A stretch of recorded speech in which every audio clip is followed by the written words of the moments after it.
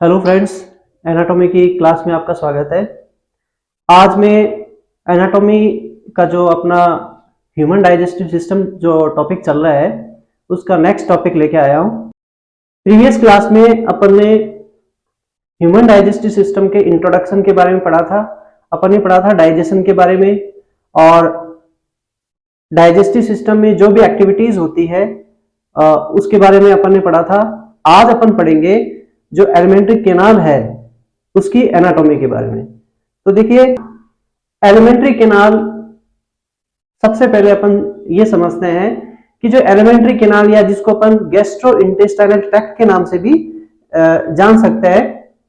तो alimentary canal जो है, सामने आपकी डायग्राम है, देखिए एलिमेंट्री कैनाल एक बहुत ही लंबी नलिकाकार संरचना होती है जो बहुत लंबी, यानी जैसे अपने बकल कैविटी या ओरल जो माउथ है यहां से लगा के पूरी अपनी बॉडी जो है नीचे तक, जो अपना एनस लास्ट जो होता है वहां तक ये फैली रहती है।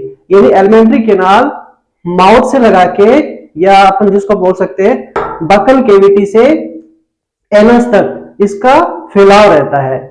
और ये मैंने आपको बताया था एलिमेंट्री कैनाल जो है इसकी लेंथ लगभग 30 फीट इसकी लेंथ होती है। इसकी लेंथ कितनी होती है? 30 फीट। 30 फीट, या अपन इसको कह सकते हैं 8 to 9 मीटर, 8 से 9 मीटर इसकी लेंथ होती है। तो हमारे दिमाग में एक क्वेश्चन चलता है कि 30 फीट लेंथ बहुत काफी होती है और अपनी इतनी सी बॉडी का जो लेंथ होती है इसमें कैसे एडजस्ट होती है। तो देखो, ये एलिमेंट्री कैनाल जो होती है इसमें कई फोल्ड्स होते हैं और जैसे एक स्प्रिंग होती है, एक लंबी अपन जो स्प्रिंग होती है उसको अगर जैसे फोल्ड में अगर करते हैं तो फिर वो एडजस्टेबल हो जाती है। तो वैसे एलिमेंट्री कैनाल है, जैसे ये एक पाइप है, ये आपके सामने एक पाइप दिख रहा है। ये पाइप, ये अपन मान सकते हैं कि एक 30 फीट का एक पाइप है।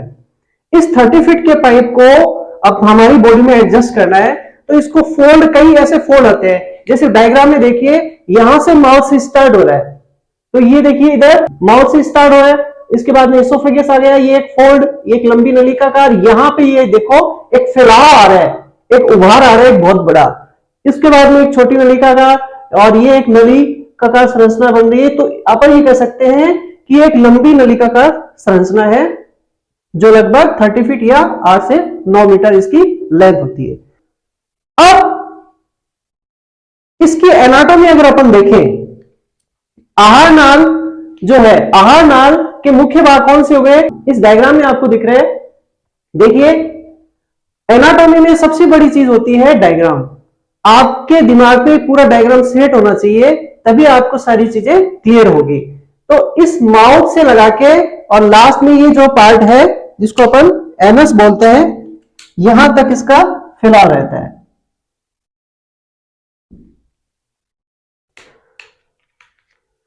ये आपका माउथ हो गया और ये वाला जो पार्ट है जिसको मैंने नॉमिनेट किया है बकल कैविटी होगी। और इस बकल कैविटी के ऊपर वाली जो रूफ है इसको हार्ड पैलेट बोलते हैं, और इसके जस्ट पीछे सॉफ्ट टिश्यू से बना पार्ट है जिसको सॉफ्ट पैलेट बोलते हैं। और यहां से एक देखिए, ये जो फेरिंग्स पार्ट है, ये जो यहां मैंने यहां से ऊपर डॉट किया, नीचे डॉट किया है, ये जो स्पेस आपको दिख रहा है ये फेरिंग्स का पार्ट है। तो फेरिंग्स एक ऐसी स्ट्रक्चर या एक ऐसा पार्ट है, एक कॉमन पासेज पार्ट है जो हमारे रेस्पिरेटरी सिस्टम और डाइजेस्टिव सिस्टम दोनों में पढ़ा जाता है। तो यहां देखिए, ये जो ऊपर का जो पार्ट आपको दिख रहा है इसको है, ये है आपकी नेजल कैविटी। तो जो एयर है उस नेजल कैविटी से यहां पे देखो मैंने एक अलग स्ट्रक्चर बनाई है, इसको बोलते हैं ट्रेकिया या श्वास नली, इसको ट्रेकिया भी बोला जाता है। तो एयर जो है वो आपके नेजल कैविटी से ट्रेकिया में और ट्रेकिया से आपके लंग्स में आ जाएगी। और जो फूड है वो आपके माउथ यानी बकल कैविटी से, यहां से फिर आपके ये जो मैं डॉट डॉट करके आपको दिखा रहा हूं, यहां से आपका फूड जो आएगा बकल कैविटी से फेरिंग्स, फेरिंग्स से होते हुए आपके जो इसोफेगस है, फिर आपके स्टोमक में, स्टोमक में स्मॉल इंटेस्टाइन, फिर लार्ज इंटेस्टाइन में ये मूव करता रहेगा। अब सबसे बड़ी बात यह है, यहां पे ध्यान देने वाली बात यह है कि नेजल कैविटी और ऑरल कैविटी ये दोनों एक दूसरे के समांतर है, पैरेलल स्ट्रक्चर है। कई बार ऐसी कंडीशन आती है कि जो फूड है, अगर फूड जो है अगर आपके इस ट्रेकिया वाले पार्ट में अगर चला गया, श्वास नली में अगर चला गया, तो काफी दिक्कत हो सकती है। तो इसके लिए क्या समाधान है? समाधान ये है, यहां पे मैंने एक गहरी सी एक स्ट्रक्चर बनाई है जिसको एपिग्लोटिस नाम दिया जाता है। ये एपिग्लोटिस एक ढक्कन की तरह स्ट्रक्चर होती है। जैसे अपन ये कह सकते हैं कि आपने एक ट्रैक्टर देखा होगा, उस ट्रैक्टर की जो एक जो उसका धुआं निकलता है उसके ऊपर एक ढक्कन लगा होता है।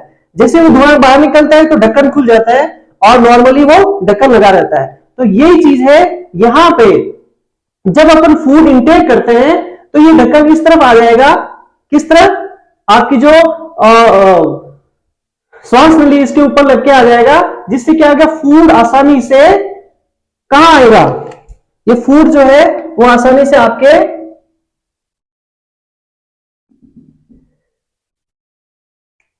इसोफेगस पार्ट में फूड आ जाएगा। अगर जैसे अपन हमारा जो रेस्पिरेशन का प्रोसेस शुरू होता है तो ये एपिग्लोटिस जो है ढक्कन ऊपर की तरफ आ जाता है, जिसे हम आराम से रेस्पिरेशन या श्वास लेने की जो अपनी प्रक्रिया है वो शुरू हो जाती है। और कई बार क्या होता है कि फूड इंटेक करते समय अगर हम श्वास लेते हैं या भोजन का कोई भी हल्का सा टुकड़ा अगर इसमें चला जाए तो हमें तुरंत खांसी आती है। तो वो खांसी आने का संकेत यह है कि जो उस फूड पार्टिकल को बाहर की तरफ धकेलना, ताकि वो श्वास नली में ना आ जाए। तो ये इस तरह से अपन ये देख सकते हैं कि ये आपका एलिमेंट्री कैनाल है, उसकी स्ट्रक्चर है, उसके पार्ट है। तो यहां तक आपने देख लिया, इसोफेगस हो गया, फेरिंक्स हो गया, और ये यूला है जो आपने एक लटकी हुई संरचना आप देखते हैं, सॉफ्ट पैलेट जो आपका पार्ट है, जो हमारी बकल कैविटी के जस्ट ऐसे यूं घंटे की तरह यूं लटकता रहता है, उसको यूला बोलते हैं। उसके बाद में अब आता है स्टोमक। तो जो फूड है वो आगे मैंने कल आपको बताया था, इसोफेगस में पेरिस्टल्टिक मूवमेंट होता है, पेरिस्टल्सिस मूवमेंट होता है, जो वहां पे कुछ विशिष्ट तरह की मसल्स होती है, उस मसल्स के द्वारा एक क्रमानुकुचन गतियां उत्पन्न होती है, और उन क्रमानुकुचन गतियों से वो फूड जो है आगे से आगे बढ़ता हुआ हमारे स्टोमक में आ जाता है। फिर स्टोमक से फूड क्या होगा, ये जो पार्ट है, ये पार्ट हो गया आपका स्टोमक, और ये स्टोमक का जो पार्ट है वो आपके यहां तक, उसके बाद में आगे जो पार्ट स्टार्ट होगा वो आपका स्मॉल इंटेस्टाइन स्टार्ट हो जाएगा यहां से, और ये स्मॉल इंटेस्टाइन का ड्यूडेनम पार्ट है, जिसको अपन ग्रहणी भी बोलते हैं। स्मॉल इंटेस्टाइन है, स्मॉल इंटेस्टाइन के 3 पार्ट होते हैं, जिसमें एक तो हो गया आपके ड्यूडेनम, एक तो हो गया आपका ड्यूडेनम,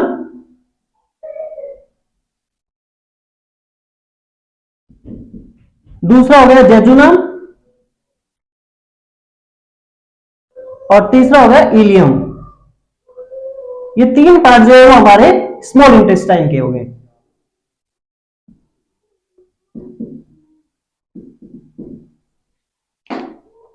तो ड्यूडेनम पार्ट ये हो गया।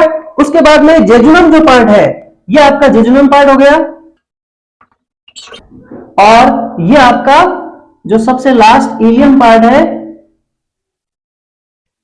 ड्यूडेनम को ग्रहणी बोला जाता है, और जेजुनम को मध्यांत्र, और इलियम को शोधांत्र।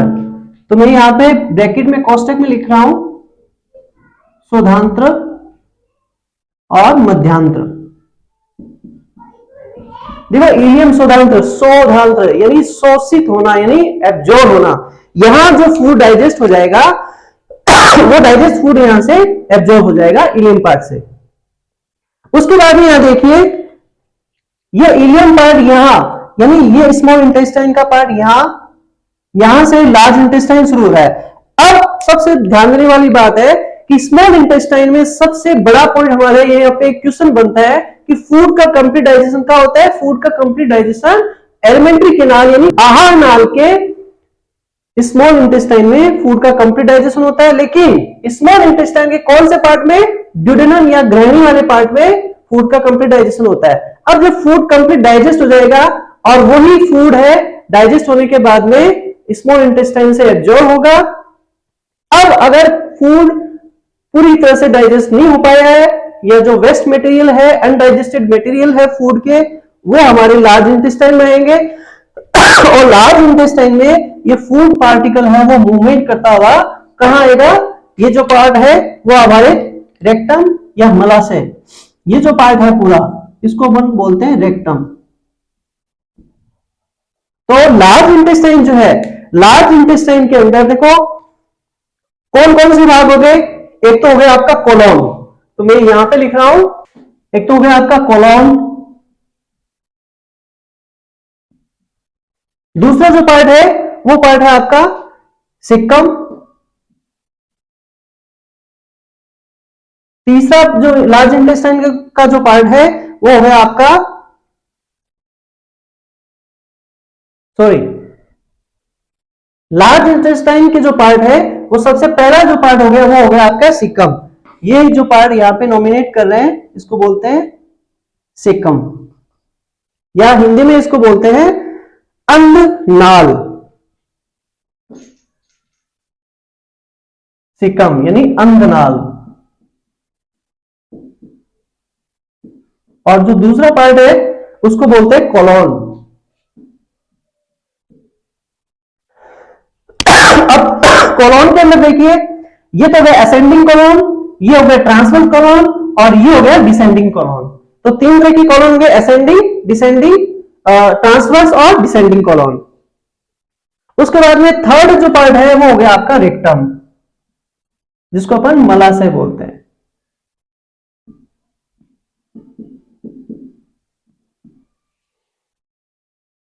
और कोलोन होगी वृदांत्र।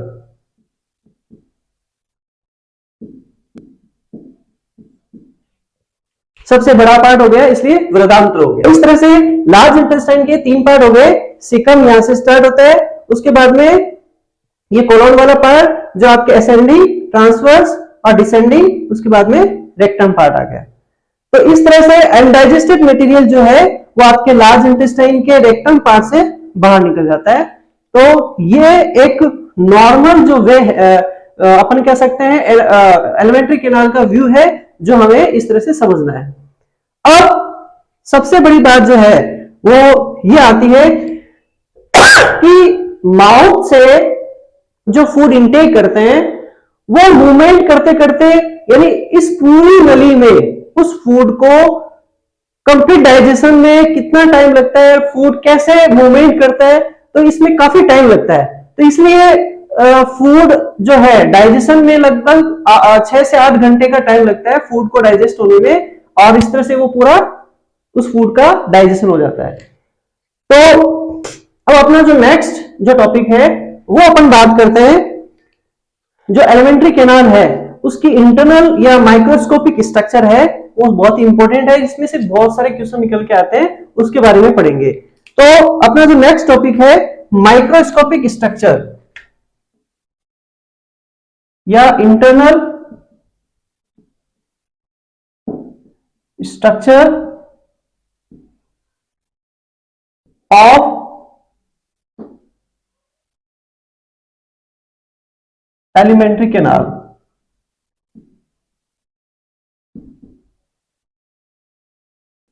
यानी आहार नाल की जो आंतरिक संरचना है, माइक्रोस्कोपिक संरचना है, माइक्रोस्कोपिक स्ट्रक्चर है, उसके बारे में अपन पढ़ेंगे। तो देखिए सबसे पहले आप ये एक पाइप देखिए, ये पाइप जो है वो किसको इंडिकेट कर रहा है, ये हमारे एलिमेंट्री कैनाल को इंडिकेट कर रहा है। तो इस एलिमेंट्री कैनाल के किसी एक पार्ट के अपन ये वाला जो जैसे स्ट्रक्चर है इसको अपन बड़ा करके एक माइक्रोस्कोपिक स्ट्रक्चर जो है वो बोर्ड पे आपको दिख रही है उसको हम बता रहे हैं। जैसे एक बड़ा पाइप होता है, उस एक पाइप, बड़े पाइप में एक छोटा पाइप, जैसे एक लोहे का पाइप है, उस लोहे के पाइप में अगर अपन स्टील का पाइप और प्लास्टिक का पाइप या एक रबर का पाइप अपन डाल देते हैं तो कुल मिला के 4 लेयर बन जाती है। ठीक है, तो इसी तरह से जो एलिमेंट्री कैनाल है, एलिमेंट्री कैनाल की जो आंतरिक संरचना होती है, उस आंतरिक संरचना में मुख्य रूप से 4 लेयर होती है। वो 4 लेयर जो है, जो सबसे बाहर की तरफ जो लेयर है उसको बोलते हैं सिरोसा। दूसरी जो लेयर है जो आपको डायग्राम में दिख रहा है, ये सबसे बाहर की तरफ आउटर लेयर, ये होगी आउटर लेयर, ये होगी आपकी सिरोसा। सेकंड नंबर जो लेयर है उसको बोलते हैं मस्कुलरिस।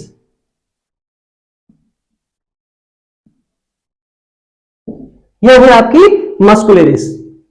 ये जो है मस्कुलरिस के दो तरह की मसल्स है इसमें, outer longitudinal and inner circular.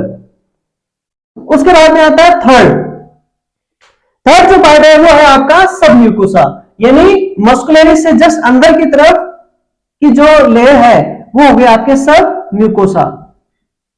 सब म्यूकोसा के बाद में सबसे अंदर की तरफ वो जो पार्ट है वो आपका हो गया म्यूकोसा पार्ट। तो यहां पे देखिए ये डायग्राम जो है, ये वाला जो आपको ग्रीन कलर में जो एक अंतर्वलन जो स्ट्रक्चर दिख रही है अंदर की तरफ, ये हो गया आपकी म्यूकोसा। जो आहार नाल की जो म्यूकोसा लेयर होती है, यही हमारे फूड के कांटेक्ट में रहती है, डायरेक्ट जो फूड के कांटेक्ट में है वो म्यूकोसा लेयर रहती है। अब सबसे अपन बात करते हैं इस डायग्राम में, देखिए सिरोसा क्या है। आपको दिख रहा है डायग्राम में सबसे बाहर की तरफ की लेयर होती है, सिरोसा क्या है, सबसे बाहरी स्तर होता है। यह बाहरी स्तर जो किससे मिलकर बना होता है, तो सिरोसा जो है ये सबसे बाहर का स्तर है, और ये जो है सिरोसा ये किससे मिलकर बना होता है, एक पतली मिजोथीलियम,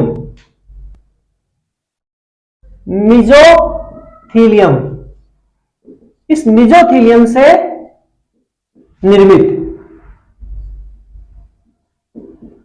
इस मिजोथीलियम से ये मिलकर बना होता है। मिजोथीलियम क्या होती है, सबसे नोट करने वाली बात यह है, मिजोथीलियम क्या है। मिजोथीलियम जो है वो एक एपिथीलियम का एक डेराइव होता है। मिजोथीलियम इज एन एपिथीलियम डेराइव, यानी एपिथीलियम की एक डेराइव्ड है, और मिजोथीलियम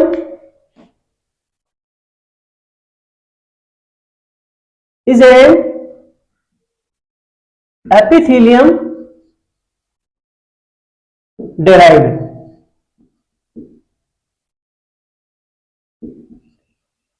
अपन इसको मान सकते हैं कि मिजोथीलियम जो है वो एपिथीलियम जो स्तर होता है उससे व्युत्पन्न, डेराइव का मतलब होता है व्युत्पन्न होना, एपिथीलियम से व्युत्पन्न होता है या इसकी व्युत्पत्ति होती है। और हमने पढ़ा है कि जो भ्रूण की जो स्तर होते हैं, जो जर्म लेयर होती है जिसमें आपके मेसोडर्म हो गया, एक्टोडर्म हो गया, एंडोडर्म हो गया, तो ये मेसोडर्म से भ्रूण या स्तर के मेसोडर्म से ये निर्मित है। और इसका इंपॉर्टेंट रोल क्या है, मेसोथीलियम का इंपॉर्टेंट रोल क्या है, ये ऑर्गन के डेवलपमेंट में इसका बहुत बड़ा रोल होता है, किसी भी ऑर्गन के डेवलपमेंट में। तो सिरोसा के अंदर हमने क्या पढ़ा, सिरोसा सबसे बाहर का स्तर होता है जो मेसोथीलियम से निर्मित होता है। अब बात आगे मेसोथीलियम क्या है, मेसोथीलियम एपिथीलियम से डेराइव होती है और इसका इंपॉर्टेंट रोल है ऑर्गन के डेवलपमेंट में। सेकंड जो लेयर है आहार नाल की आंतरिक संरचना में, जो सेकंड जो इसका स्तर है वो है मस्कुलरिस। मस्कुलरिस जो है मुख्य रूप से इस स्ट्रक्चर में आप देख सकते हो, मस्कुलरिस के अंदर दो तरह की मसल्स होती है, outer longitudinal and inner circular. तो outer longitudinal and inner circular जो मसल्स होती है ये इंटेस्टाइन के अंदर देखी जा सकती है, लेकिन स्टोमक तक, हमारा जो अमाशय है वहां तक इसके 3 स्तर होते हैं इस मस्कुलरिस के अंदर मसल्स के, एक तो inner oblique, middle circular and outer longitudinal. ये 3 स्तर स्टोमक तक देखे जा सकते हैं।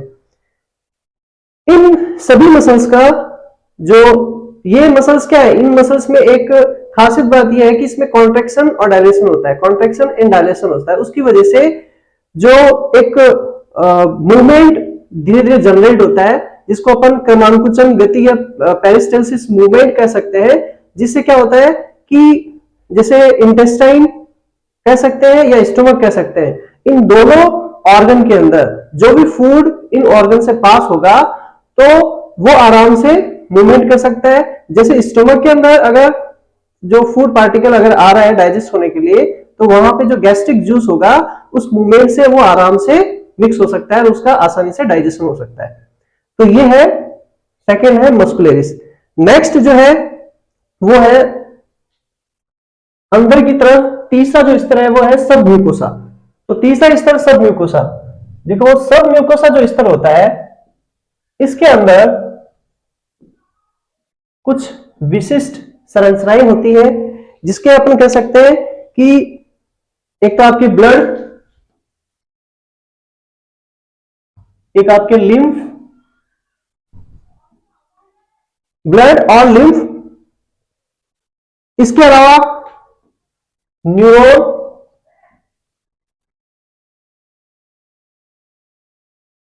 आदि से मिलकर ये बनी होती है।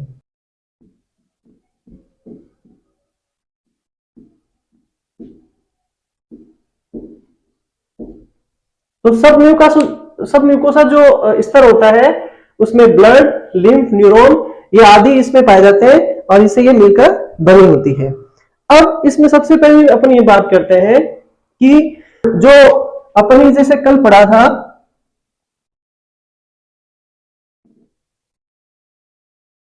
ये स्टोमक का पार्ट यहां से शुरू होता है, सॉरी इंटेस्टाइन का पार्ट यहां से शुरू होता है, इसको बोलते हैं ग्रहणी भाग। तो ये जो ग्रहणी भाग है, इस ग्रहणी भाग में सब म्यूकोसा जो स्तर है इसमें कुछ ग्रंथियां पाई जाती है।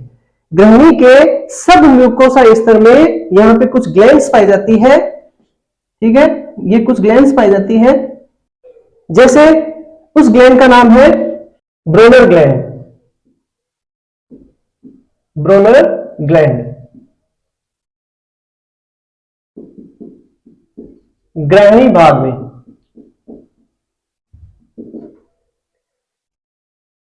ब्रूनर ग्लैंड का नाम ब्रूनर क्यों पड़ा? क्योंकि एक साइंटिस्ट था ब्रनर, जिसने 1688 में इसको डिस्क्राइब किया था। 1688 के अंदर, 1688 में ब्रनर ने ही इसको डिस्क्राइब किया था, इसलिए इसका नाम हो गया ब्रनर ग्लैंड। अब हम बात करते हैं कि इसका वर्क क्या है। ये ब्रनर जो ग्लैंड है क्या करता है? इस ग्रंथि में एल्केलाइन बेस्ड म्यूकस सिक्रेट होता है। तो एक क्षारीय प्रवृत्ति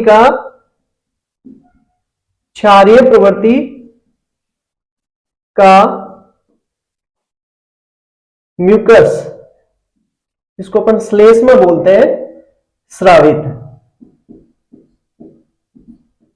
ब्रूनर ग्लैंड से क्षारीय प्रवृत्ति का एक श्लेष्मिक स्राव है जो स्रावित होता है, जो क्या करता है, ड्यूडेनल की जो लाइनिंग होती है, जैसे ये ड्यूडेनल है, इसको ग्रहणी जिसको अपन बोलते हैं, ये जो इसके अंदर की जो लाइनिंग है, इस लाइनिंग को एसिड से प्रोटेक्ट करने में मदद करती है। देखिए म्यूकस जो है, मेनली म्यूकस का जो मेन वर्क जो होता है वो हमारी पूरी एलिमेंट्री कैनाल में म्यूकस का सिक्रेशन होता रहता है इनर लाइनिंग में।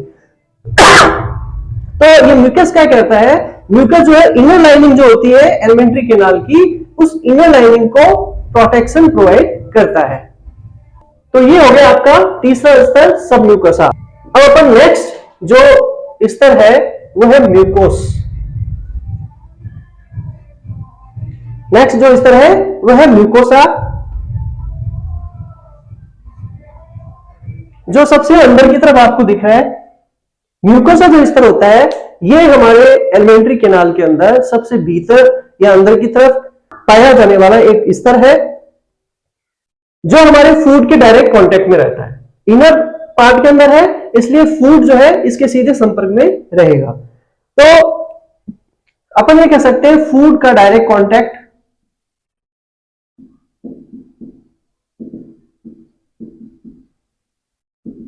इसी पार्ट से, इसी स्तर से होता है। दूसरी बात अपन ये कह सकते हैं स्टोमक में अनेक अनियमित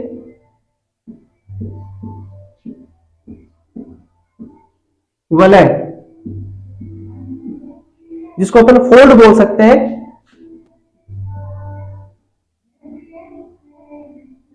अनेक अनियमित फोल्ड्स बनाता है। और ऐसे ही जो स्मॉल इंटेस्टाइन है, स्मॉल इंटेस्टाइन की जो आंतरिक जो स्तर है, म्यूकोसा जो स्तर है, ये म्यूकोसा स्तर छोटी आंत की संपूर्ण सतह पर अनेक असंख्य छोटे छोटे उभार बनाती है। स्मॉल इंटेस्टाइन की आंतरिक सतह पर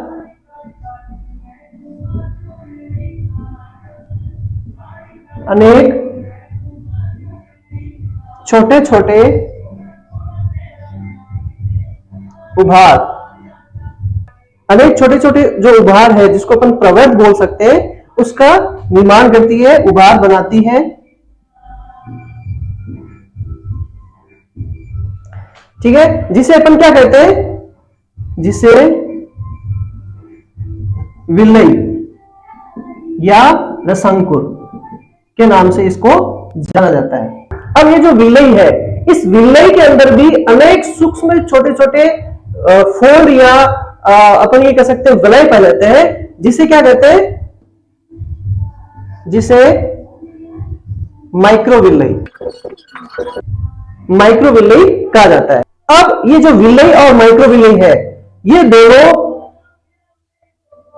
भोजन के अवशोषण की सतह को 6 से गुना तक बढ़ा देते हैं। तो जो विल्लई और माइक्रोविल्लई जो होते हैं, देखिए इस तरह से ये स्ट्रक्चर होती है, आउटर ग्रोथ होती है, ये आपके जैसे विल्लई हो गए। इस विल्लई के अंदर ऐसे एक फोल्ड और होते हैं, इन फोल्ड को माइक्रोविल्लई कहा जाता है। तो ये तो आपके विल्लई हो गए और ये आपके माइक्रोविल्लई, अति सूक्ष्म रसांकुर। ये क्या करते हैं, ये इंटेस्टाइन की जो सतह है, इंटेस्टाइन की सतह जो सरफेस एरिया है उसको बढ़ा देते हैं, जिससे फूड जो है आसानी से एब्जॉर्ब हो जाता है, और एब्जॉर्ब होने की जो कैपेसिटी है वो लगभग 600 गुना तक बढ़ जाती है। तो इस तरह से एलिमेंट्री कैनाल की जो हिस्टोलॉजी अपन ने पढ़ी है, एलिमेंट्री कैनाल की जो स्ट्रक्चर है, माइक्रोस्कोपिक स्ट्रक्चर, उसमें अपन ने ये चारों लेयर आज कंप्लीट कर लिए।